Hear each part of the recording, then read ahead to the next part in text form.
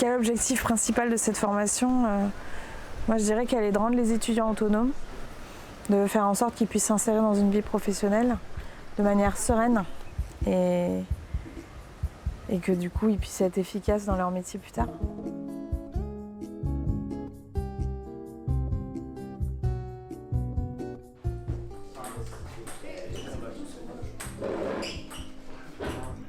Alors l'objectif principal de cette formation, c'est de faire atteindre aux étudiants le niveau de Bac+3, parce que le but est un bachelor sur 3 ans. Et comment on s'y prend? Comment on s'y prend, c'est parce qu'on a beaucoup de travaux de groupe avec des projets tout au long de l'année, des projets qui se suivent, qui s'entremêlent, qui interfèrent, qui se croisent, qui se décroisent. Et finalement, c'est un peu à l'image de la vie, quoi. Donc, quand on travaille en milieu professionnel derrière, il faut apprendre à gérer toutes ces commandes. Alors la formation, elle est axée sur 3 grands axes. Il y a à la fois la communication, on va réfléchir à la stratégie de communication. À partir du moment où, par exemple, je vais faire une application et que je vais la mettre dans le domaine moi qui m'intéresse, l'éducation. Il y a tout l'aspect créatif aussi, on va faire de l'audiovisuel, de la création graphique. Et il y a le 3e axe qui est le développement web.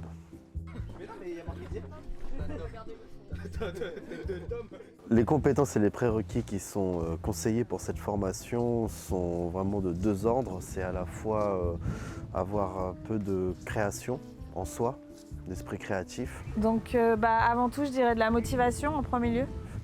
Et aussi l'aspect technique. Donc comme c'est une formation qui est très polyvalente, il faut, les étudiants doivent avoir justement ces 2 prérequis-là, à la fois de la création et puis un aspect technique, quoi. Je dirais qu'il n'y en a pas. Il n'y en a pas. Enfin, après, bien sûr, il faut être intéressé par les métiers du numérique, donc soit en développement web ou en création, graphiste, en audiovisuel. Il faut avoir quelques compétences, donc si on veut rentrer, il faut présenter, je dirais, nos créations qu'on avait déjà faites. Alors, il faut être déjà de base motivé. Il faut savoir que cette formation, c'est pas encore, on n'est pas en vacances, on travaille beaucoup, énormément. Et puis l'assiduité, parce que les projets qu'on fait tout au long de l'année, c'est des projets qui demandent de l'investissement et d'être là tout le temps. En MMI, ce qui est bien, c'est qu'on n'a pas de partiel. Donc on est tous les ans en contrôle continu, ce qui est plus simple pour nous aussi de pouvoir bien bosser sur nos projets. Et après, c'est les SAE qui sont toutes les 3 semaines, un mois, sur différents compétences et matières. Ouais. C'est en MMI, on est noté comme ça. Les SAE, c'est des situations d'apprentissage et d'évaluation. C'est des projets qu'on fait sur une durée donnée. Ça peut être dans différents domaines. Par exemple, en développement web, on devra faire un site e-commerce. Donc ça va être des projets qui seront très lourds, donc ça c'est sur plusieurs mois. Qui mélange, on va dire, plusieurs compétences. Donc par exemple en e-commerce, on va retrouver le développement web, mais aussi le design d'expérience. Donc on va dire qu'il faut être bon partout. Oui, il faut savoir que tous les cours qu'on a, on les revoit dans les SAE. Du coup, il y a certaines SAE où il y a plusieurs matières qui sont regroupées. Et franchement, ouais, c'est pas mal. Toujours sur cet aspect professionnalisant, dès la première année, les étudiants sont plongés dans le milieu professionnel.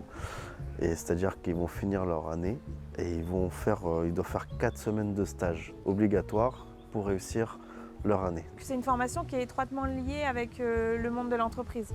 Et tout au long de l'année, il va y avoir des projets qui peuvent s'orchestrer, soit avec des entreprises, par exemple les parrains des promotions, ou alors des demandes au sein de l'université. Ça fait partie pleinement de leur formation.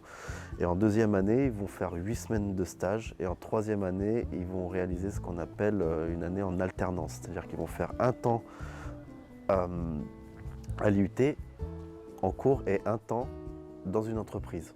Donc la première année et demie est en tronc commun et à partir de la moitié de la 2e année, vous allez pouvoir vous spécialiser dans le domaine que vous préférez. Donc pour le moment à l'université, on a ouvert 2 parcours sur les 3 qui sont la communication et le développement web. Et dans chacun de ces parcours, nous, on a fait le choix d'avoir une adaptation locale. Et donc, nous, on a réintégré l'art, l'audiovisuel et l'infographie, le design dans ces 2 parcours.